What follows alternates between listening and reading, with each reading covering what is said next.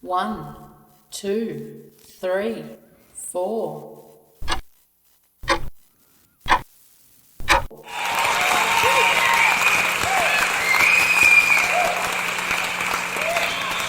One, two, 1, 2. You're listening to the Online Time Fame Podcast. I'm your host, JD. Thank you for listening to this show. We have a good show today. This is almost impromptu, but we did gather a couple facts so we can be accurate as possible in relaying this information. And we did mention before, we've said this, these are our beginning shows and really striving to ramp up our production rate of episodes. So, and pardon some of the technical glitches, and sometimes we seem like there's an extra long pause because we're working a few things and using 3 hands at the same time, 3 arms, 4 arms at the same time, striving to do our best imitation of an octopus and pushing these buttons and turning these dials at the same time as we broadcast, which is good because many do it. And congratulations to all of those people that are successfully able to run their shows and do for self in that way. So we appreciate that and the hard work that they do. Now, let me say this, that as I said, it's very online time fame is not about the fame, because now we have a new wave of fame that comes from digital platforms and social media, and it's completely different than the days in the past before the 2000s, when traditional media, the main television stations, NBC, CBS, ABC, CBS, and NBC, and then cable television, they were secondary, but and interrelated to that too, as being TV and radio. Those were the main mediums that people, you knew they made it. If an artist was featured, a comedian, some type of individual, that an entertainer was featured on one of those big stations, one of those big platforms, that meant that someone had probably heard about them, or they were doing well, because they still had to be successful even then.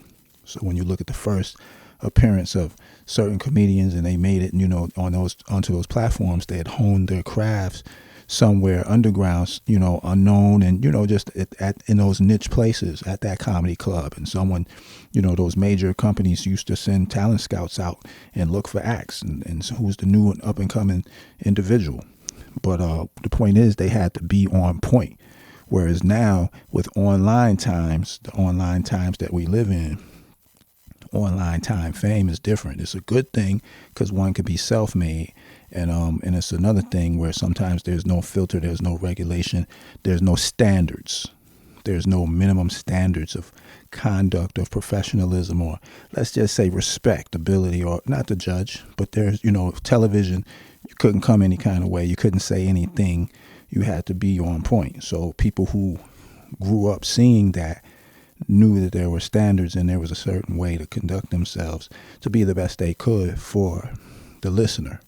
And, in exchange for the benefit of those listeners, giving attention and helping those individuals rise to what they became, people had an exchange of a mutual exchange of respect and dignity that was shown. So we mentioned that a lot of people, they, there's 3 ways of looking at life. And even as we pursue media and many of the pursuits just of how we move every day, we say small minds talk about people, average minds talk about events, and great minds talk about ideas. That's the general saying that people have been saying since forever. So when we're talking about, so we do mention people, like, as if you see, the every so often there's a so-called name, whether it be in the streets or whether it's in life, someone is the most popular at that moment. So that individual transcends being someone we're talking about. They become a force. They have that light, so to speak. Every so often that individual that has that attention of the masses, they transcend just being a name. And that's what happened to Charleston White. So when people say Charleston White, yes, they can address him personally, it's also him being addressed as an entity, as someone who transcended. Like there's certain people, as we know in the digital world, they become popular, and and as they do that, so as I said, we can't say don't mention people. We mention Charleston White. People know to get, Charleston White did a in an interview, he said, I'm the algorithm now, and people do reaction videos, and I guess they call them reaction videos. You have critiques and criticism and social commentary. Those are all accepted, and sometimes they have to mention people.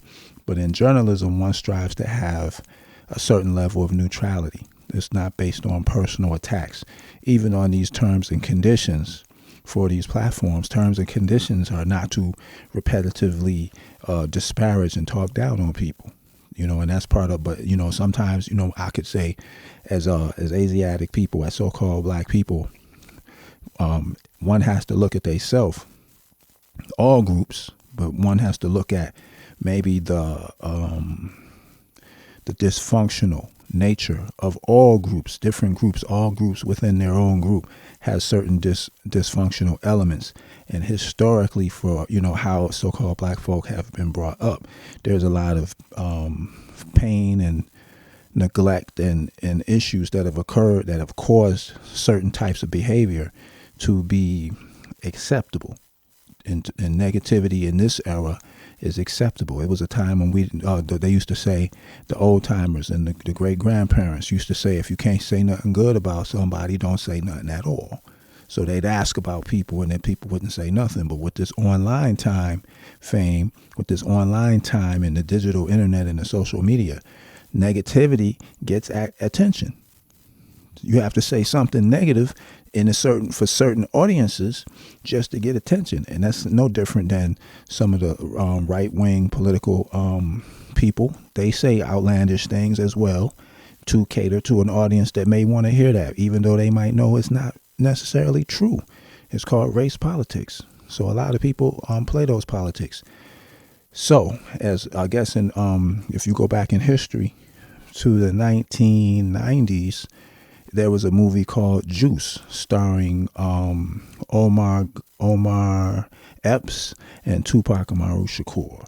And then in the movie, at the end of the movie, when Tupac was, coming to the end, at the end of that film, Omar Epps, was told by some people, "You got the juice." That was the whole meaning, like you got the power. And so in that movie, so Charleston White in this era right now of 2025, he has the juice. He has the attention. So it's almost like to say his name is not really saying his name. He's transcended a certain level and reached a certain amount of fame now. So people say it because it's attention. But when we're talking about events and occurrences, it's a different conversation. Oh, that movie Juice, that was 19 with Tupac Shakur. And a lot of people was in it. And Omar, was it Omar Epps? Is it? Yeah, I think that was who it was. That was 1992. Yes, it was Omar Epps, Tupac Shakur, Jermaine Hopkins, and Khalil Cain. So those were some of the people in the movie. That was an Eric Dickerson film. He directed it.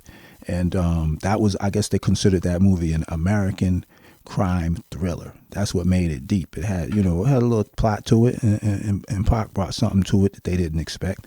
So that was a classic. Sometimes, we hear a lot of people right now in this so-called podcast. Now, the podcast is really audio.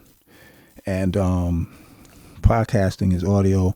And there's a game now where people try to get to who has popularity. And then so those popular circles, that's how traditional media used to be. If the people brought you in and they were popular in the mainstream entertainment world, they co-signed you and that helped you get attention. So it's the same way in this digital realm right now, where the famous people, they won't say people's name, or people try to say famous people to get attention. But when we bring it, just bring some information and some useful content and make that a part of it. Because podcasting ain't nothing but an extension of broadcasting. It ain't nothing but an extension of radio. It's almost like an independent radio station. So it's not like it's something exactly new. It's just that when you had radio stations, even when it was Sirius XM and all of that, which they have now. I'm saying when they first, rose to the prominence, the thing was there used to be 5 or 6 radio stations in any major city, depending on what genre it was. It wasn't that many radio positions. So it was more people who could be on the radio than was available to be on the radio. So podcasting just opened up an avenue where people could get an opportunity to share information and to do whatever they do in their realm.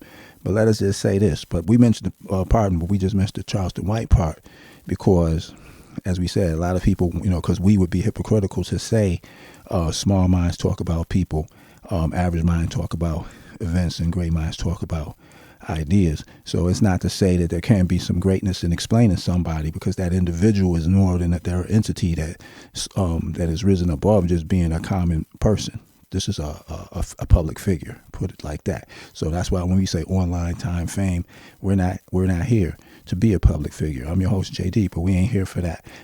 People used to say, well, you saying this, but you hiding. Nah, we look at fame and what fame has become. Who wants to be that? We'd all take the economics of it, but who wants to be that? Some people prefer to be famous. They want to be talked about. They want to be in the limelight. They want to be get that notoriety. But being what they used to call it, rich and famous, Lifestyles of the Rich and Famous was the old TV show back in the 80s or whatever. Being wealthy and being famous is two different things, because there's a lot of people that's famous, but they don't have the wealth to go with it. They don't have the so-called riches. So at this point, the way people are and the evilness of the nature of people and how they try to, so-called expose and embarrass, all that's negative attention. All that's negative energy that will do nothing but destroy. And are we here to build or destroy, to uplift or take down? And that's why people in this country taking each other down is outsiders looking to finish the job.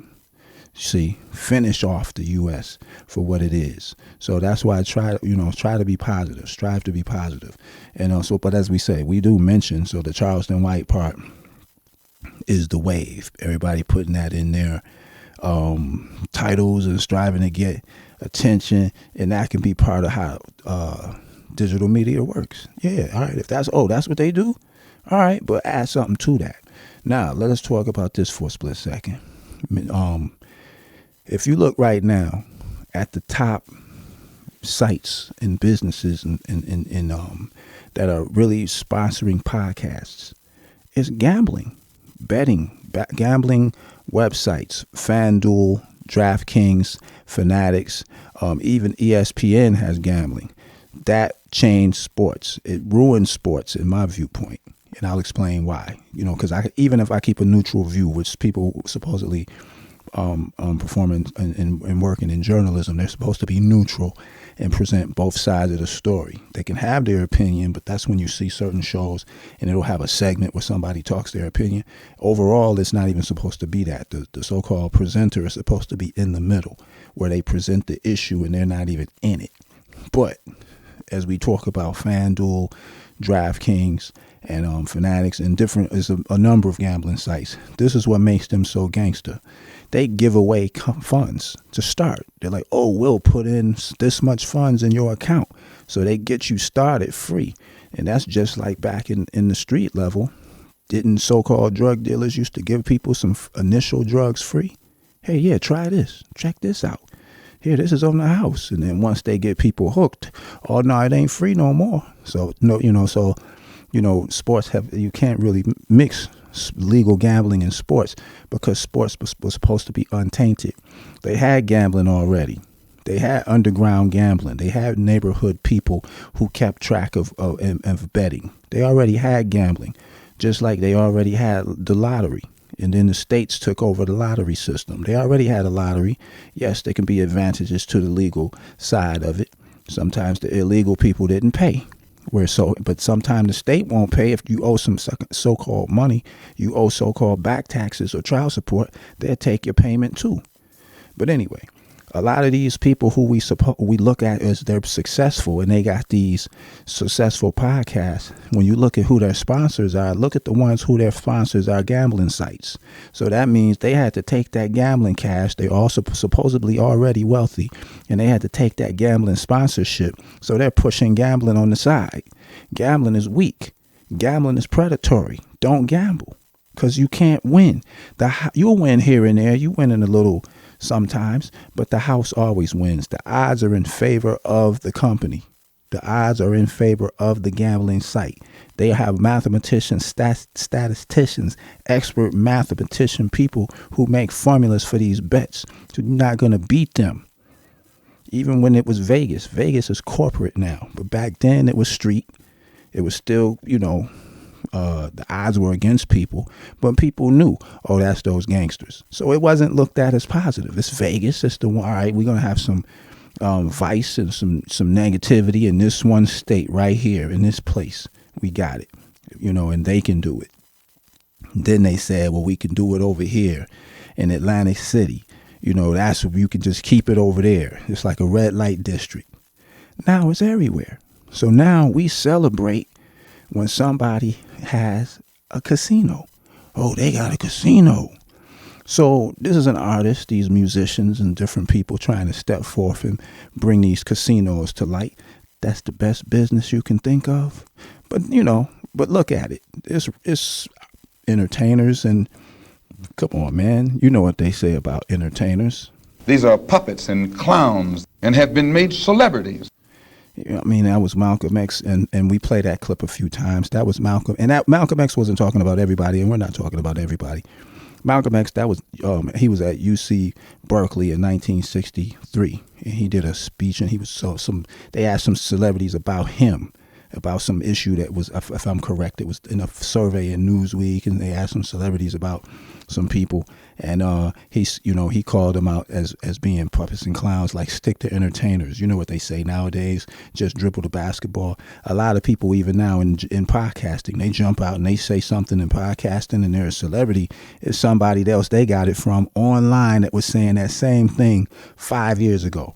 10 years ago. That's late, but now that it's mainstream, because this so-called celebrity has gotten it, because it's become a lucrative way for entertainers to make funds. They can't make records no more. Ain't no young 18-year-old individual listening to no 60-year-old dude rhyming. And then the thing about sometimes the 60-year-old that might have skill, they don't have no relation of nothing to say no more. They spent their load. They don't have no other conversation.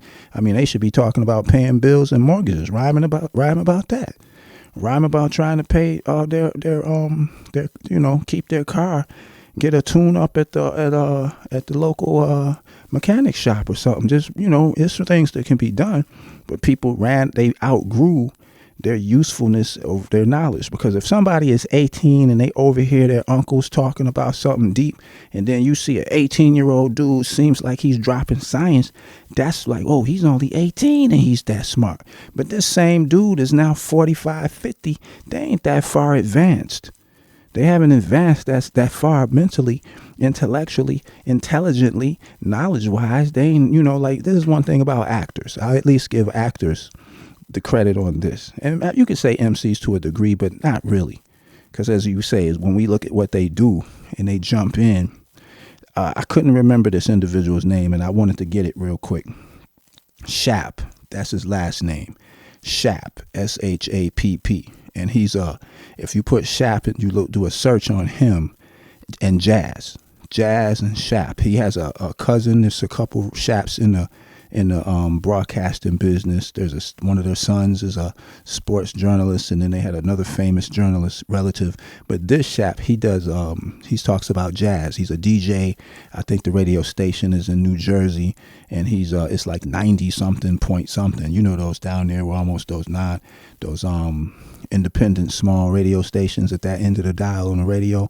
And he does jazz, and he'll play the record, and he's great because he'll say, yeah, that was 1941.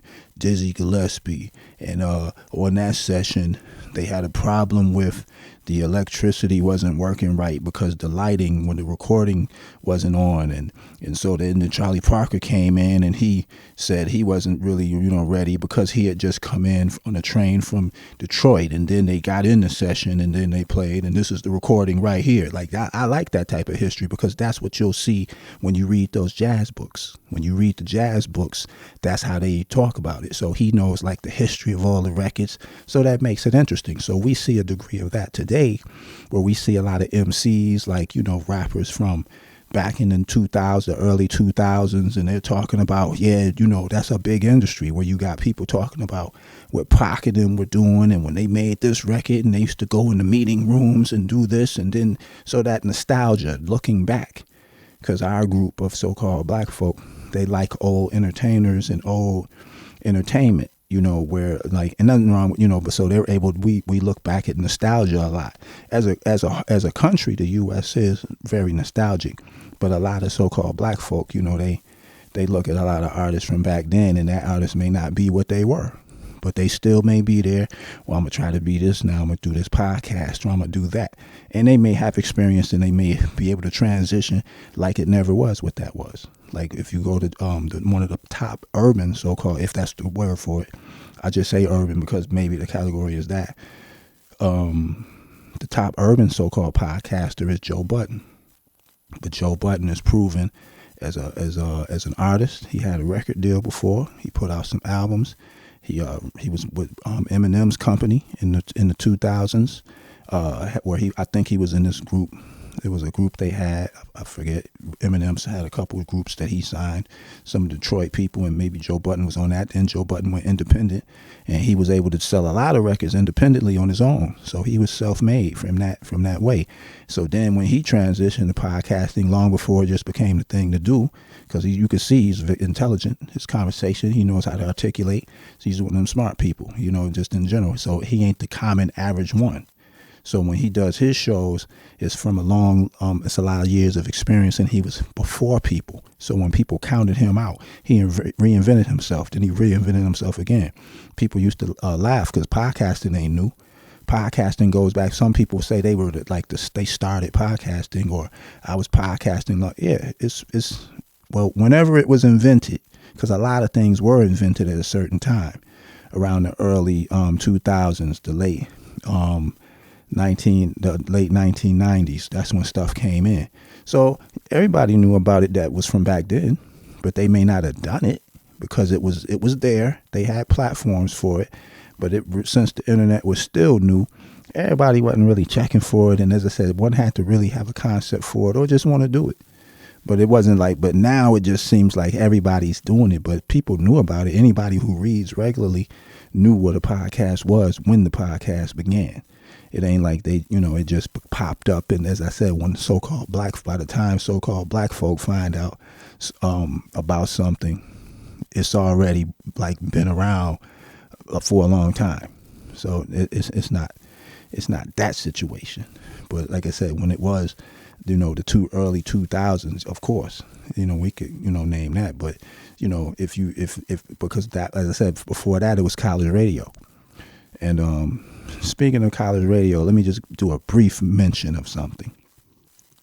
Speaking of independent radio. Wait a minute. No, we'll come back to that. Pardon me.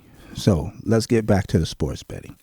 So with the sports betting, the thing was, sports and gambling are it's illegal for an athlete to bet on themselves and because or alter games and alter their performance because they are betting. So that's why they like to keep athletes away from gambling, because they didn't want it to be where they get in debt and then outside gambling forces are telling them, hey, I'll give you this funds if you miss this jump shot in the third quarter. So that's why sports and gambling is very different. But today, sports ain't even what it was, because it's more entertainment based now. It's more influenced. Like sports always had influence to it, because referees control the games and commissioners control the referees. So there was it's not so much as the players can, affect the game, but referees and scoring can always be manipulated. So that's why that's professional sports, which is more considered entertainment. Same thing happens in amateur sports, but amateur sports is supposed to be more pure, more for the ethics of health and building character and aspects and principles that help children grow. Like, it's better to be in sports than hanging out at the local pool hall or on the street. Sports were accredited with keeping people focused. They did their homework, they played sports, and it was a childhood game, and it had a certain level of purity associated to it, with it. Excuse me. So that's why people did that. But when these dudes is all celebrating people trying to get casinos, that's a user. That's some, like most people who they're bragging about selling drugs and they're showing their faces. Drug people who sold drugs and was criminals and doing this and that, what they did, no one can judge them for that. But sometimes it's better to just be in the background, because nobody needs to hear nobody talk about don't do crime. Everybody is told that when they're a child, unless they was at the most dysfunctional household where they condone criminality, and that is a true thing. But as far as the morals, that's why today there's not as much morals in society, because they'll show anybody on TV. Just like when you go, let's go back for an example. When you go back to the civil rights movement, I don't remember the year of what this was, when the woman Rosa Parks, maybe it was in Montgomery, Alabama, got when the so-called Negroes had to ride on the back of the bus, and Rosa Parks supposedly didn't want to give up her seat. That was orchestrated. She worked she was affiliated with the NAACP, and they orchestrated that in order to file a lawsuit. So they manufactured an event to launch the lawsuit for. And there was a pregnant woman, so-called a Negro woman. She was pregnant, but she was a young girl. She was the first one of the first who refused to get up out of her seat, but they didn't want to use her as the face of the lawsuit because she was an unwed teenage mom. So, so that's why I say, but today a woman can be pregnant and be, or whatever, not married. And she's on the forefront talking like she's the moral standard of life. They ain't show all of those types of people on TV back then.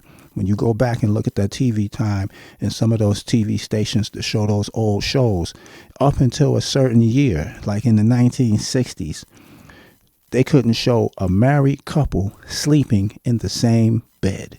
When you went back to certain shows, like I guess it's I Love Lucy, back in the 50s, they was married in a separate bed because you couldn't show two people, a male and a female, a married couple in the same bed. That's how far we've come to all this weird stuff now, where you watch TV and all you see is debauchery. You see Sodom and Gomorrah. All you see is stuff that's immoral, according to religious texts, according to by Christianity, Muslim, and just certain religions where they're doing sinful activities according to the books. So anyway, when you get back to sports, all these people celebrating opening up casinos. If you opening up a casino, to me, you trying to rob me in a legal way. It's trickery, it's usury, it's teetering on usury and capitalizing on other people's misery. That ain't no building business. That ain't nothing where you building and elevating no community. You just perpetrating a hustler. Because a real hustler would be like, oh yeah, that's great. That's why it's supposedly at first, all the people who were getting cannabis licenses were supposed to be former people who were convicted selling marijuana. That's who they was. But I'm like, well, goddamn, I never sold no weed. I knew about it. I was right there with it, but I wasn't with it. But you mean I can't get a license? I ain't even get no conviction for that. So the society is backwards. But as I said, people trying to, these are millionaires, and that's the only thing you can think of is a casino. So therefore, if I walk in with $1,000, I'm doing bad. I got to buy my children some braces. Wife talking about she want a new car. My rent is due, but I'm on my way home with my check, and I got $1,000. But I'm gonna swing over here to Queens right quick, and I'm gonna see if I can flip my paycheck on some gambling. I'm gonna see if I can gamble and come up, and I'm gonna risk it all. That's who you are. You're the individual telling that dude, come on in, brother. Yeah, you can win. See, that's who you are as a casino owner. So if you're a gangster, I get it. You a gangster. That's what they do. It's a certain amount of heartlessness in the cold streets. I get that. Street. is the street, always. I give you that credit. The street is the street. But you got these dudes who wasn't even street. They wasn't there. They shaking hands with supposed gangsters when they come out of the penitentiaries. We knew them dudes already. Then they knew that we try to go to community college. I'm going to take a class. And the gangsters be like, yeah. But don't act like that's your guy. Because these dudes so crack. You got to be step in the background and be quiet. That wasn't no admirable hustle. You was just the product of your environment at the time. So how you get to poke your chest out in the community like you was that? That was predatory as well. He was predatory. See? Serving pregnant women. Taking advantage of people's nephew. And we ain't putting the streets down. Because these is families. Some of these people are our people. This is what people was relegated to doing. They didn't have no choices. But you don't get to show your face like, yeah, what's happening? I'm back. Oh, the predator back. The predator broke too. Predator getting money from dudes who was wannabes who always wanted to be around these cats. Jumping on records saying dudes' real names that was gangsters. That ain't fly. Whole nother show. That's a whole nother show. But they ain't know them dudes, because the real dudes who had real money don't come on TV. They don't come on no radio. It's always a group of dudes around them dudes who be hiding from the cameras. Nah, so anyway. Back to predatory behavior when it comes to casinos and gambling. So this is the downfall of gambling and sports began in 1992. Now, that came with the Olympics, USA basketball, and the 1992 so-called supposed dream team. What happened was, if I'm correct, the 1988 team, the Olympic basketball, men's basketball team in 1988 lost the gold medal. They lost. Before then, the United States had won the USA had won the gold medal for like almost 20 years, from the 70s or something like that. They had been winning. And other countries had professional athletes. They had people who were Olympic athletes, but they got a stipend every year, and they didn't even play professional sports because some of them didn't have no professional basketball program like the NBA or anything. They didn't have, Europe wasn't developed like it became in the 70s and up until the 80s. They didn't have the salaries where they were paying, but they did get a stipend to play for their country. You probably got a free apartment, probably gave you and you got a check. So in essence, they were considered professionals.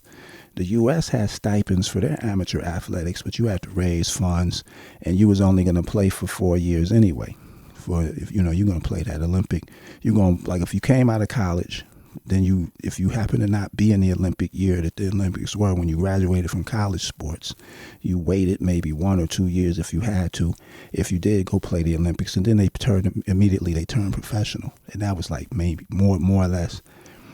Most track and field wasn't even professional back then. They didn't have the meets weren't as popular yet back then. So they try to get an endorsement deal, and it might not be no avenue for them, but basketball had a direct avenue. Football didn't have Olympics, but track and field, baseball, I don't think they was in the Olympics either.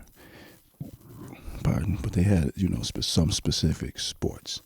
But the point is, the 1992 Dream Team was supposed to be revenge.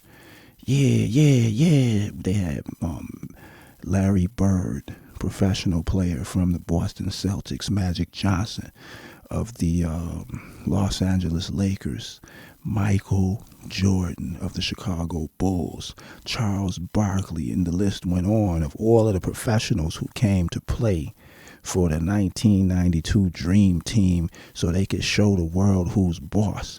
But it didn't matter, because now, if you had to resort to turning your professional athletes into to play amateur sports, and you had to change the U.S. Olympic Committee rules to allow professionals to now enter Olympic competition, that was a downfall. That was a defeat. That meant the college players wasn't as good no more, because college players always beat international players in international competition. So that means the U.S. fell off right there. This means these dudes nowadays ain't as good. After 92, they wasn't able to ball no more. Jordan and them crushed the Olympic team in 1984. Jordan went to the 84 Los Angeles Olympics and balled and crushed the world. So you telling me you got to bring this dude back in 92 just to prove a point? Because the 88 Olympic players couldn't get it done. The coaching was bad. And they just wasn't, but it just changed. The world got better and you didn't. So anyway, the sports was defeated at that point, basketball and amateurism and the concepts of it. Now that they brought in gambling, that the stuff is all the way potentially tampered with. So take it back one more time. There's another funny part of the story. Walt Frazier, the legendary player who played for the New York Knicks. He's out of Atlanta, Georgia. My people met him when he's passed away. My people met Walt Frazier when he first came to New York. That's a whole nother story. And as a good individual, nothing crazy. But, he used to frequent one of the businesses that my people worked at, that my family. And, but now the thing is, Frazier, Walt Frazier he was 6'5", I think, top guard. And 1969-1970 season, he led the New York Knicks to their first NBA championship in 1970. The score, they defeated, who was that? I don't even remember who I tried to take some notes. I think was it Los Angeles? But I know they won the series. That was 100. And, you ever heard that saying when they say nobody remembers who came in second place? And I won't say that. I just don't know. That's way before me knowing about basketball. But the Knicks won 113-99. And Walt Frazier had 36 points, 19 assists, and 7 rebounds. And it's a team effort, and everybody else made it. They played great and made it where he could do that. But the point is, he went after that series, and he went and bought him a 2-tone Rolls Royce. That was Walt Frazier. He used to dress like, real like jazzy and fly. His nickname was Clyde. Walt Clyde Frazier. Like, Bonnie and Clyde. He wore the gangster hats and the gangster suits. And he had that gangster image. And that was the heyday of New York. The 70s, money was flowing. Streets was getting it. So because he performed on the court at the level he did, he won. He performed 36, 19, and 7. Man, he parked his car in the street. He was that dude. Because he performed. He was making the NBA money. Not to say it was close to even a fraction of what they make today, but he did what you're supposed to do. He won that championship. So there was a certain aura around Walt Frazier at that time. Like he wasn't just sizzle. Today, players lose, but when they get their paycheck, they living large. They making the money of a champion, and they not even a champion. They made hundreds of millions playing basketball and never won a title. A lot of these players. And then a lot of these players, they playing in the U.S. and soon, and they from another country. They family from somewhere else. But instead of them playing for that country where their families is from, they play for the U.S. And then when it's time for them to play against that country, you know what they do? They tell the coach, Coach, can I not get in the game? I don't really want to beat my country. You beat your country a long time ago when your family left for the prosperity of America.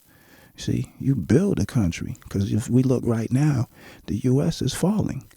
So if the U.S. collapsed, everybody would flee back to where their families is from. But one thing about American descendants of slavery, they became a whole nother group of people. They not Africans. When people be like, we are all African. Africa ain't even the real name of the continent, which comes from the word Africa. And people be saying it came from this Greek individual who his name was Africanus. It is somebody with a name, something like that. But the point is, that's a whole nother story. Or what the origin, and it ain't Africa anyway. It's the continent of Africa, and there's 54 countries, approximately. I think 52 to 54 countries. So anyway, these people come, and then when they, stand up and profess their love for their country, no, they was blending in like they was everybody else at first, and then they step up, or no, so whatever. We know what that means. But the point is, they wasn't winners. Not to say that one ain't a winner when they don't win the championship. It's just that when Walt Frazier did win that championship in 1970, by him having the 36 points, the 19 assists, the 7 rebounds, buying the Rolls Royce wasn't looking like nothing but something he earned. It was respected. Like, yeah, that's that dude. He's the top guy. So when he was all at the clubs and the spots, everybody respected him. Nobody bothered him. That's like when Mike Tyson was winning. When Mike Tyson was winning in the 80s, he didn't need no security. He might need security to keep him from jumping on somebody else. But for the most part, Mike had people with him, but Mike was loved when Mike was the champion. And in the beginnings, when he started winning the heavyweight titles. So, but today's athlete, they make hundreds of millions, and they spend the majority of their time getting chicks pregnant that they ain't married to, having millions of dollars in child support. No disrespect for my saying that, because they do have seminars and people that come into the rookie, what they used to call it in college. They used to call these sessions they have when you first orientation, the new player orientation. They have a whole program telling the players what to watch for. The National Basketball Association in football, they have whole detective. They have the detective division that keeps track of certain people being seen with certain players, telling people, "Nah, don't mess with them. Don't be over there." But when it come to women, these dudes be letting loose like ain't nobody's business. Just shooting up clubs with man making babies and risking disease. If you want to go get a disease, go around them dudes, because they sleeping with everything raw diggy. No disrespect, but the point is, when you look at the news, and this is a cultural trend. Like, man, you child support it out. God damn. But so some people, man, they're plants in this sports world. Straight up plants. But the thing is, they don't know they're plants, because they ain't got no talent. A lot of these entertainers right now, they ain't talented. Once you show the willingness to go with the program, they can give you lyrics. They can give you beats. They can give you production. You got the best mixer in the world mixing your music. But you can see something's missing, because if your intellectual quotient is low, which helps push an agenda, you're a plant and don't even know it. That's the best plant. The best spy is the one don't know they spying. They talking to something. That's why the online is so law enforcement friendly, because people will get online and forget that they talking to something that everybody's listening to. Anybody could be listening, any law enforcement agent, any relative of somebody. So people hear, oh, you hear what this dude said? And that's why I said it's so, it's said in a neutral way. But as you watch a collapse of a society, in a demoralizing continuation of a people on a downward spiral, sometimes it's like, wait a minute, ain't nobody gonna say that? Because it ain't about talking about the people. It's talking about events and ideas. So when we talk about, oh, you got a casino, that's the best you can come up with.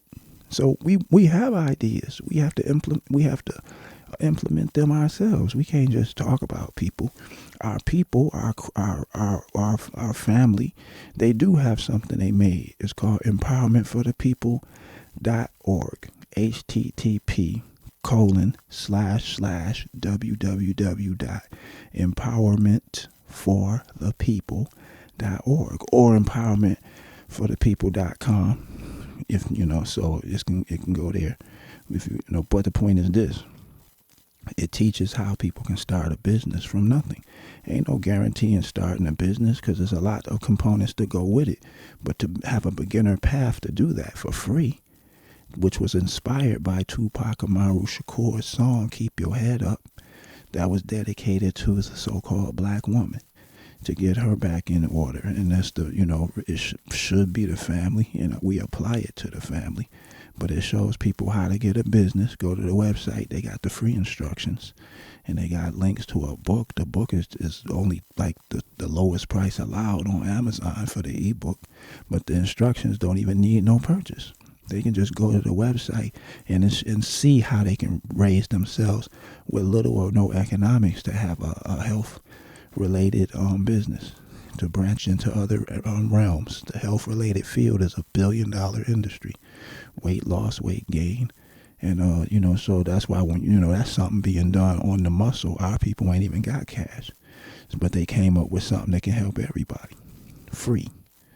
Now, is it now with something behind it, it would be bigger than that. So the sustainability of it is the ebook they put out to explain more detail. But the general idea and purpose, we don't hear no pro athletes talking like that. We just supposed to look at them. And the final point we'll make about professional athletes. Oh, again, that's empowerment for the people.org.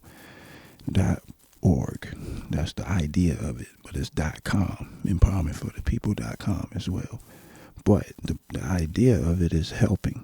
And when we say great minds talk about ideas and solutions, that's a solution to raise people back to outside of poverty and income generation. It's a long shot to make it. Ain't no guarantee, but what is promoted is health, women's health, and what was that song from Tupac? Was that 1992? Keep Your Head Up, or was it 1993? So that's but the point is, it was Tupac's song that was the inspiration for that idea. Keep your head up. So from that call to action was the reason that the idea was sparked. When Pac said, will the real man get up? You got ladies, you got to keep your head up, like that. I'm not paraphrasing, but that's what the point was.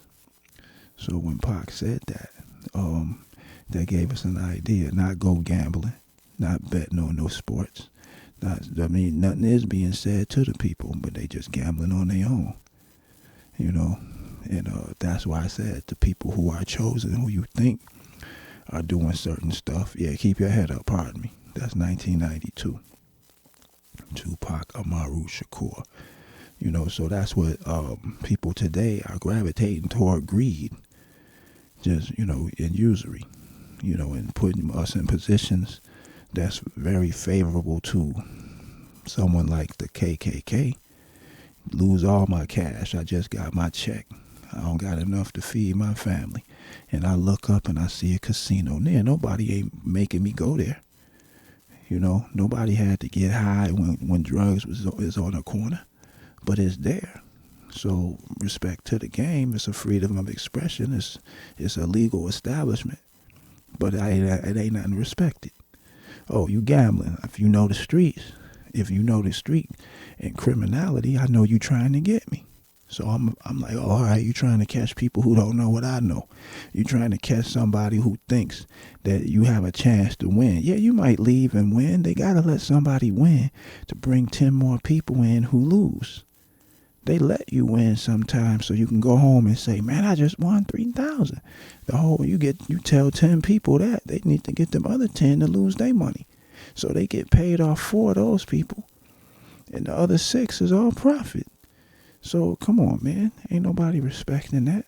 But the capacity of the people that's bringing that idea, that's where they're limited at. What do you expect? These ain't no high-level thinking dudes. You write rhymes real well. Poetry. That's great. But that's outside of that, to an intellectual capacity of financial building, implementation of policies. Nah, come on, man. Dudes is high school dropouts. Now, they got some high school dropouts that read. The thing is, the equalizer is reading, literacy.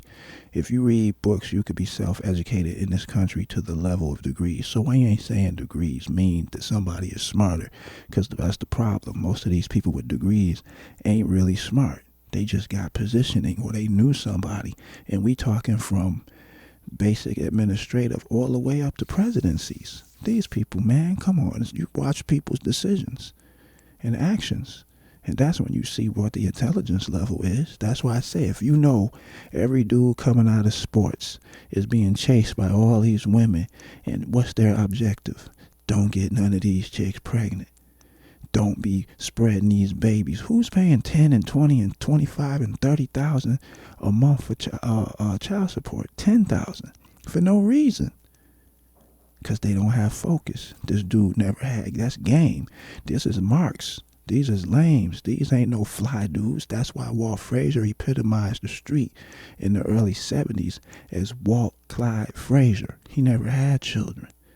Anyway, he was out seen in the clubs, and from what I was told and taught, and you read books, if you read, you'll see, that was Walt Frazier moving around. Everybody, the articles are still there. But he delivered. You got dudes had 20 and 50 and 70, $80 million contracts. They barely got out the first round in the playoffs. They wasn't no superstars. They were stars in the league, and they benefited from a country that paid somebody who was one of the greatest in the world if you're in the National Basketball Association. But it just, the heart was different.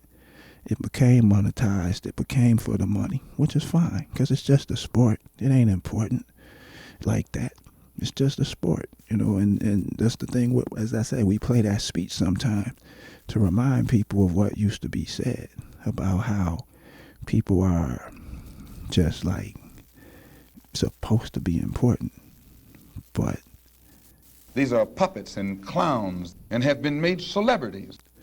I mean, the people ain't really to be followed, or their example is followed of excellence and staying out of trouble.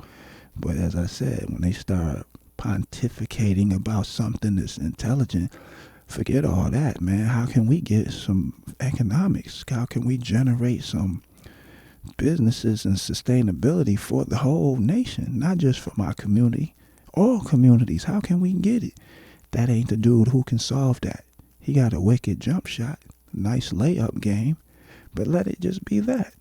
But we look for, these people, so-called entertainers, for stuff that ain't really part of their job description. This was the leaders. And this included comedians, comics, trumpet players, baseball players. Show me in the white community where a comedian is a white leader. Show me in the white community where a singer is a white leader, or a dancer or a trumpet player is a white leader. These aren't leaders. These are puppets and clowns and have been made celebrities and usually say exactly what they know that the man wants to hear.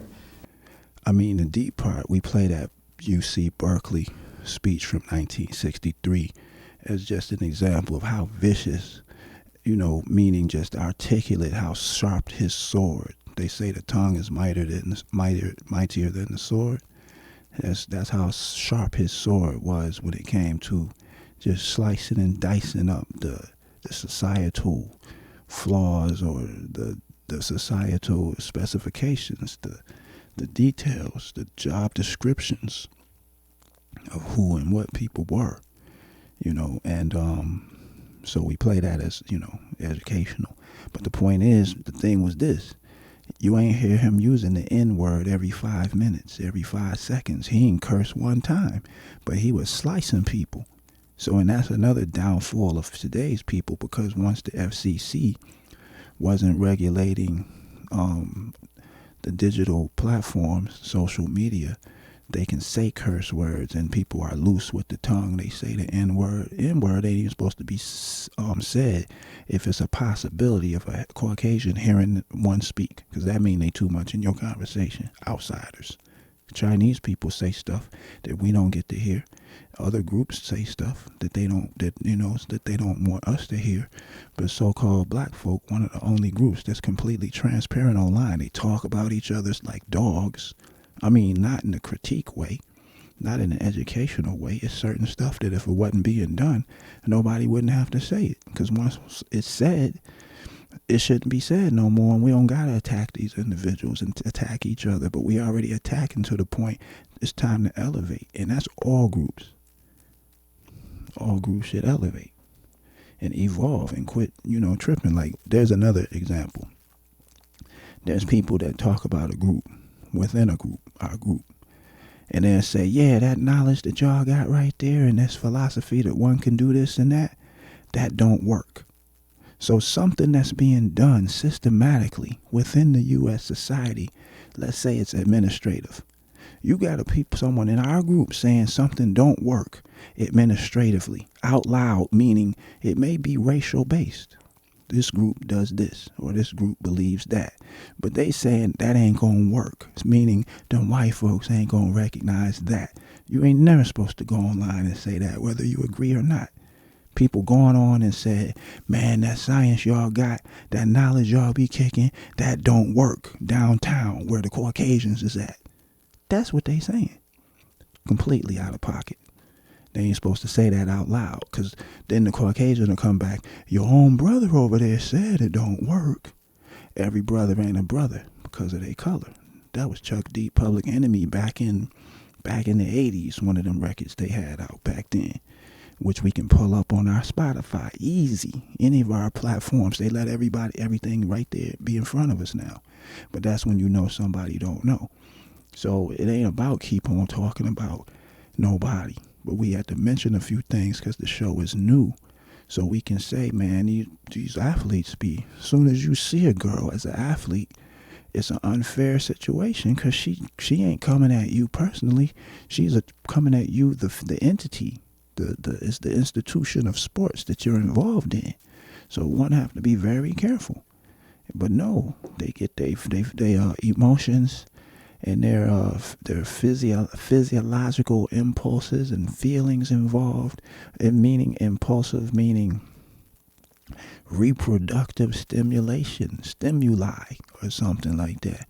And they up in these women, man, messing up, causing bills, expenditures of finances, 18-year commitments for something that they ain't even committed to. There was a 5-minute situation. So just so no one took that seriously as this athlete was someone to lead. You know, they play sports. They were already tall or whatever. I mean, they had a genetic disposition to play. It's entertainment. It wasn't never, nothing that we was looking at to advance. See, they told us that you're a troublemaker. And we ain't here to make it we ain't here to create and cause no trouble. We ain't trying to cause no problem with nothing, but just mentioning, because as we said, there's 3 factors: small-mindedness, people-based; average-mindedness, at least events; and great-mindedness, ideas and solutions. So we got a solution on what can be done for so-called businesses, but if we can't implement it ourselves, what's the use of saying it? Show and prove. So that's why our people showed and proved with the nonprofit they created, and they ain't looking for funding for no outside sources, because even Charleston White had dropped the name of a book where he said he showed how when you get these funding opportunities, the funding is often rooted in control. So that's just everything changed from there. I mentioned it, I think, yesterday, of this the book that was written about nonprofits and how they rose. So I mean, but anyway, like as I said, pardon us on how we don't really, we're still getting we're still getting the mechanisms right and the technical aspects of the show, where we can, move to another level. And yes, the book, pardon me, I took a pause just for a split second so we could get, the book was called The Revolution Will Not Be Funded Beyond the Nonprofit Industrial Complex. Charleston White mentioned that 2017 book about how nonprofits end up controlling you in the end.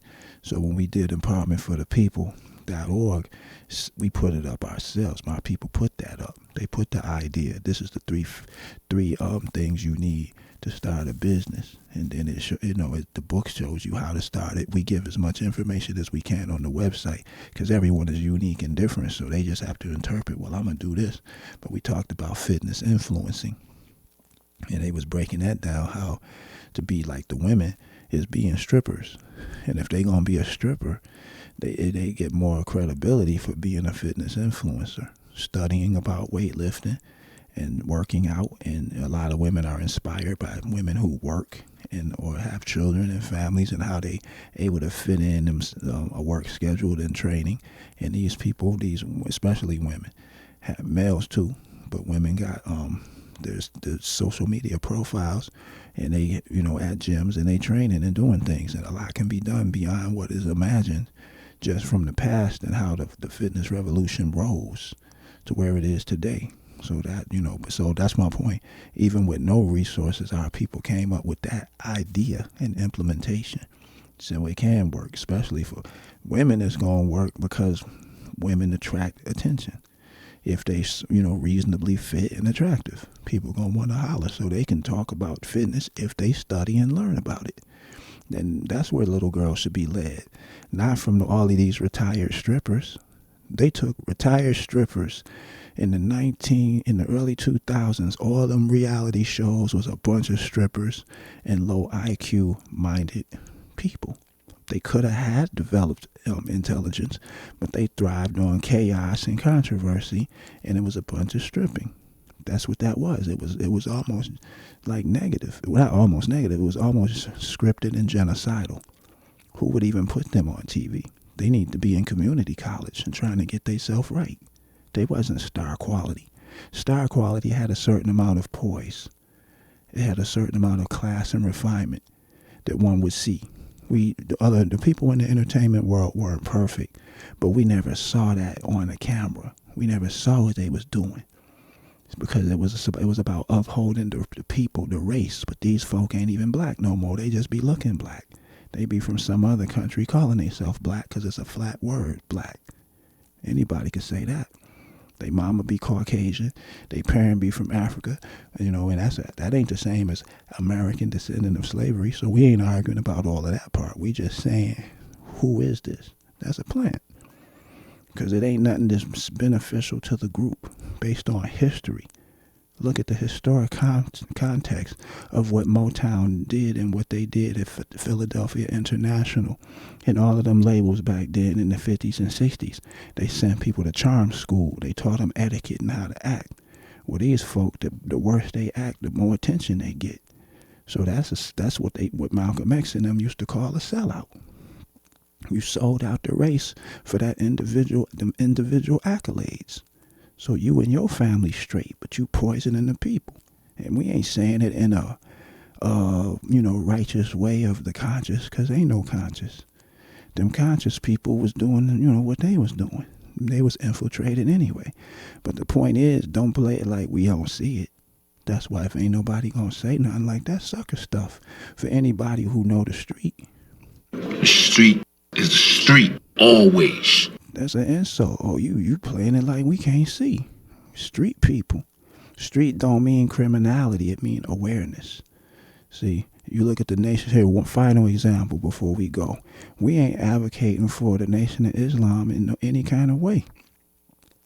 But if you look at the Nation of Islam's profile, they took most of their people, a high percentage of their early membership from the penitentiary. El-Haj Malik El-Shabazz, known as Malcolm X, ex-convict, who learned about Islam in the penitentiary, read the whole dictionary, studied the dictionary, studied world history, taught himself how to debate, and he was a dedicated leader. So my point is, they took a lot of people who was from broken lives and no self-esteem, and you seen them when they came out the penitentiary, and they had cleaned up and transformed them. Sometimes they still had bad actions. We're not saying people didn't have bad actions, but some people were cleaned up and sustained. But the point is, it was a sustainable movement. We ain't saying it was positive. We ain't comparing it as being great. And we ain't saying to go a route of a movement of religion or none of that. What we're saying is, when you are a solution maker, you try to transform a situation instead of just talking about people. So that's why we say, well, empowerment for the people, if that could be the full conversation. That's why when you hear Charleston White and he's saying, yeah, man, some of these dudes need to go to jail, where they can get some structure and discipline that they never got. You know, and so that's a whole nother story. But that's why at first people was laughing. But the people laughing, they know they went to jail and learned Islam in prison. A lot of brothers was Muslims before they went to jail, but some wasn't. Some was eating pork chop sandwiches, chitlins. I mean, they came out and they learned, oh, no, don't eat that. And then they reformed themselves. So anyway, you're listening to the Online Time Fame podcast. We just want to slide in, come through and just, converse for a split second and say a few things just to give y'all some content and just thank you for listening to the show. And we will say peace.